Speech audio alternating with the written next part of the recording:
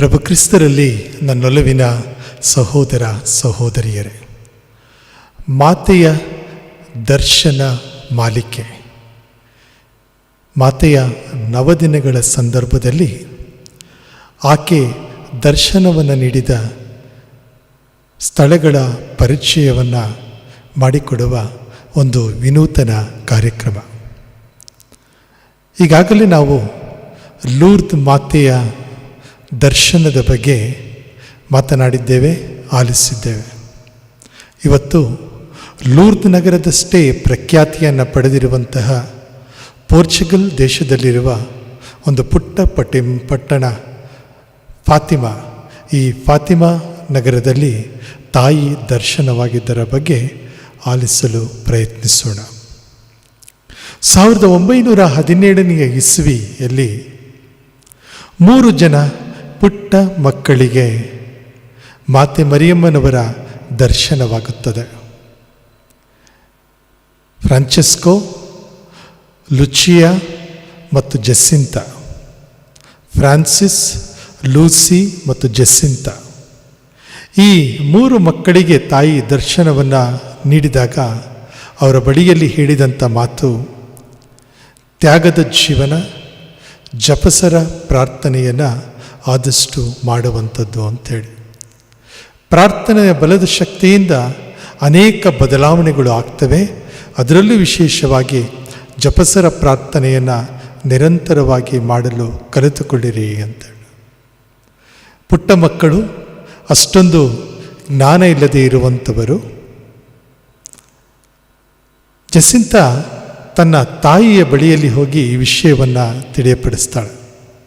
ನಮಗೆ ಮಾತೆಯ ದರ್ಶನವಾಗಿದೆ. ಮೇ 13ನೇ ತಾರೀಕು 1917ನೇ ಇಸ್ವಿಯಲ್ಲಿ.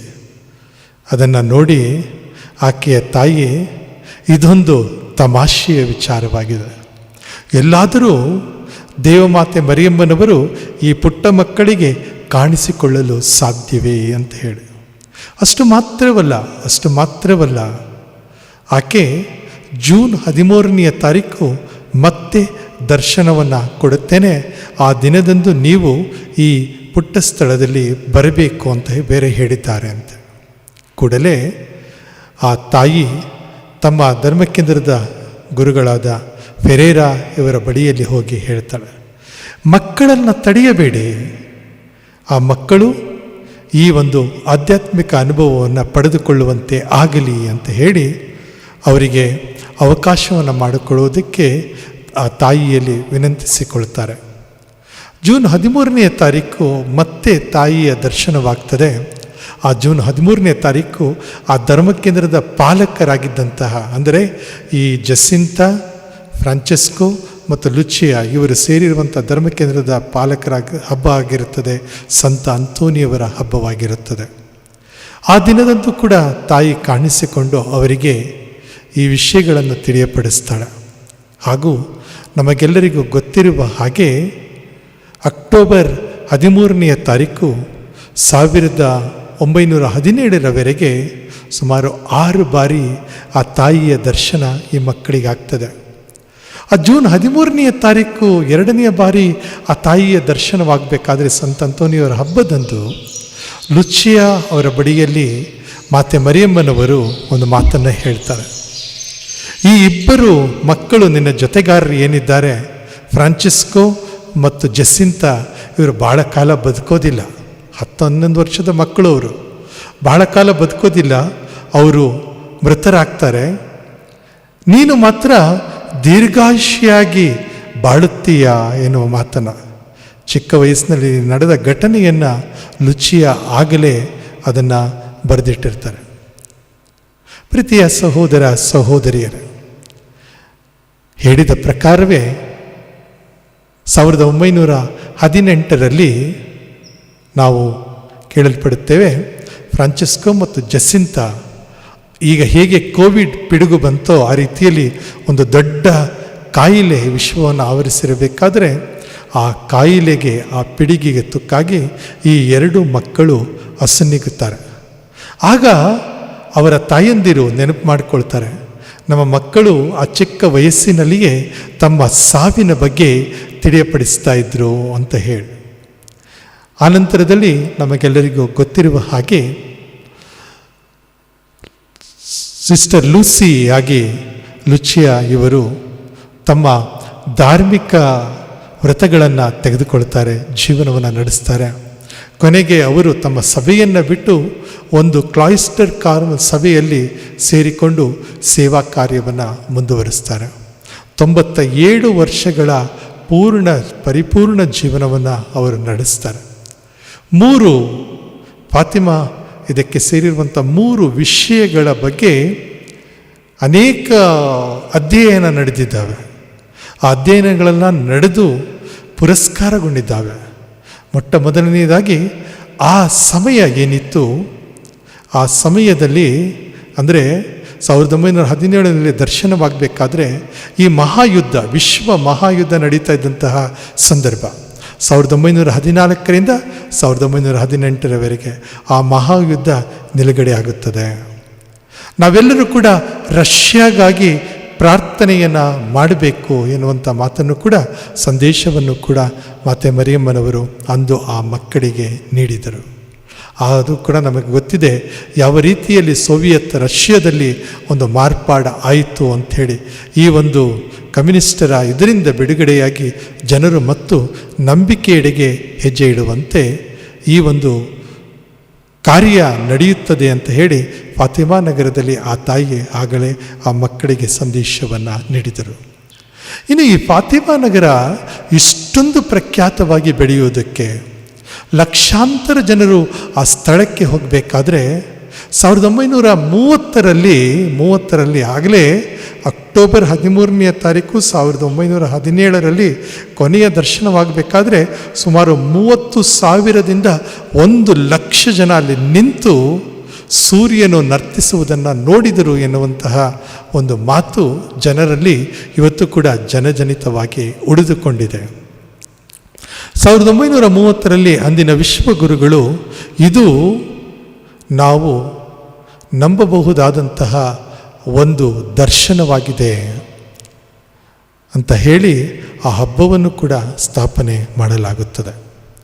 ಹೌದು ಪ್ರೀತಿಯ ಸಹೋದರ ಸಹೋದರಿಯರೇ, ಫಾತಿಮಾ ನಗರವನ್ನು ಭೇಟಿ ಮಾಡುವಂಥ ಅವಕಾಶ ನನಗೂ ಕೂಡ ದೊರೆತಿತ್ತು.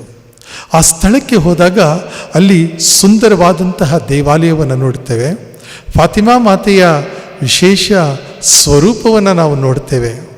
ಎಷ್ಟೊಂದು ಸುಂದರವಾಗಿ ಸ್ವರೂಪ ಇದೆ ಅಂತ ಹೇಳಿದರೆ ಎಂತಹ ವ್ಯಕ್ತಿಗೂ ಕೂಡ ಆ ಸ್ವರೂಪವನ್ನು ನೋಡಿದ ತಕ್ಷಣ ಪ್ರಾರ್ಥನೆಯನ್ನು ಮಾಡಬೇಕು ಎನ್ನುವಂತಹ ಭಾವನೆ ಮೂಡಿಬಿಡುತ್ತದೆ. ಈ ಒಂದು ಸಂದರ್ಭದಲ್ಲಿ ನಾವು ಅರ್ಥ ಮಾಡಿಕೊಳ್ಳಬೇಕಾದಂಥ ವಿಷಯ ಏನು ಅಂತ ಹೇಳಿದ್ರೆ, ಈ ಫಾತಿಮಾ ನಗರದಲ್ಲಿ ಅದ್ಭುತಗಳು ನಡೆಯುತ್ತಾ ಇರುತ್ತವೆ. ಲಕ್ಷಾಂತರ ಜನರು ಆ ಸ್ಥಳಕ್ಕೆ ಬಂದು ಪಾಪನಿವೇದನೆಯ ಸಂಸ್ಕಾರವನ್ನು ಸ್ವೀಕಾರ ಮಾಡಿ ತಮ್ಮ ಜೀವನವನ್ನು ಬದಲಾಯಿಸಿಕೊಳ್ಳುತ್ತಾರೆ. ಈ ಫಾತಿಮಾ ನಗರವನ್ನು ನಾನು ಭೇಟಿ ಮಾಡಿದಾಗ ಅಲ್ಲಿ ಒಬ್ಬ ವಿಶ್ವಗುರುಗಳ ನೆನಪನ್ನು ಆ ಸ್ಥಳ ನಮಗೆ ಮಾಡಿಕೊಡುತ್ತದೆ.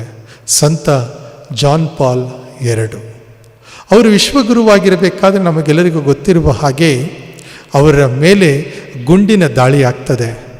ಇನ್ನೇನು ಪ್ರಾಣವನ್ನು ಕಳೆದುಕೊಳ್ತಾರೆ ಅನ್ನಬೇಕಾದ್ರೆ ಅವರು ನುಡಿದ ಆ ಕೊನೆಯ ಮಾತು ಅವರನ್ನು ಕಾಪಾಡಿತು ಅಂತ ಹೇಳಿ. ತೋತುಸ್ ತುವೋಸ್ ಎನ್ನುವಂತಹ ಪದದ ಪ್ರಕಾರ ಅಂದರೆ ಎಲ್ಲವೂ ನಿನ್ನದೇ, ಅದು ಅವರ ಧ್ಯೇಯವಾಕ್ಯ ಕೂಡ ಆಗಿರುತ್ತದೆ. ಯಾರ ಬಳಿಯಲ್ಲಿ ಅವರು ಎಲ್ಲವೂ ನಿನ್ನದೇ ಎಂದು ನುಡಿದರು?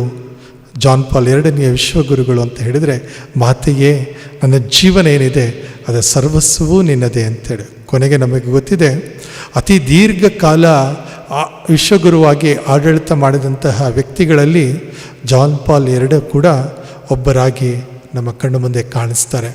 ಆ ಒಂದು ಗುಂಡಿನ ಏಟು ತಲೆಗಿದರೂ ಕೂಡ ಎಲ್ಲವೂ ನಿನ್ನದೇ ಮಾತೆ ಎಂದು ಹೇಳಿ ಅವರು ಅಷ್ಟೊಂದು ದೀರ್ಘಾಯುಷ್ಯನ್ನು ಆ ತಾಯಿಯಿಂದ ಪಡೆದುಕೊಳ್ಳುತ್ತಾರೆ. ಆ ತಾಯಿಯ ಮೇಲೆ ಅಪಾರವಾದ ಭಕ್ತಿಯನ್ನು ಇರಿಸಿಕೊಂಡಿದ್ದರು ಅವರು. 2017ರಲ್ಲಿ ಈಗಿನ ವಿಶ್ವಗುರುಗಳಾದ ಪೋಪ್ ಫ್ರಾನ್ಸಿಸ್ ಇವರು ಫಾತಿಮಾ ನಗರವನ್ನು ಭೇಟಿ ಮಾಡಿ ಅಪುಟ್ಟ ಮಕ್ಕಳಿದ್ದಾರಲ್ಲ, ಜೆಸಿಂತಾ ಮತ್ತು ಫ್ರಾಂಚೆಸ್ಕೋ ಇವರನ್ನು ಸಂತ ಪದವಿಗೆ ಏರಿಸ್ತಾರೆ. ಅಷ್ಟು ಮಾತ್ರವಲ್ಲ, ಆಗ ತಾನೇ ಮೃತರಾದಂತಹ ಹೇಳಿದೆ ನಾನು 97 ವರ್ಷ ಕಾಲ ಬದುಕಿ ಬಾಳಿದ ಲುಚಿಯಾ ಅಥವಾ ಸಿಸ್ಟರ್ ಲೂಸಿ ಇವರಿಗೂ ಕೂಡ ಸಂತ ಪದವಿಗೆ ಏರಿಸಲು ಅರ್ಹರು ಅಂಥೇಳಿ ಅವರ ಇದನ್ನು ಅಧ್ಯಯನಕ್ಕೆ ಅವಕಾಶ ಮಾಡಿ ಕೊಟ್ಟಿದ್ದಾರೆ. ಈಗ ಸಂತ ಜೆಸಿಂತಾ ಮತ್ತು ಸಂತ ಫ್ರಾನ್ಚೆಸ್ಕೋ ಇವರು ನಮಗಾಗಿ ಭಿನ್ನಯಿಸ್ತಾ ಇದ್ದಾರೆ. ನಾವು ಆ ಫಾತಿಮಾ ನಗರದ ಆ ದೇವಾಲಯಕ್ಕೆ, ಆ ಸ್ಥಳಕ್ಕೆ ನಾವು ಹೋದರೆ ಅಲ್ಲಿ 2 ಸಮಾಧಿಗಳು ನಮ್ಮ ಕಣ್ಣಿಗೆ ಬೀಳುತ್ತವೆ.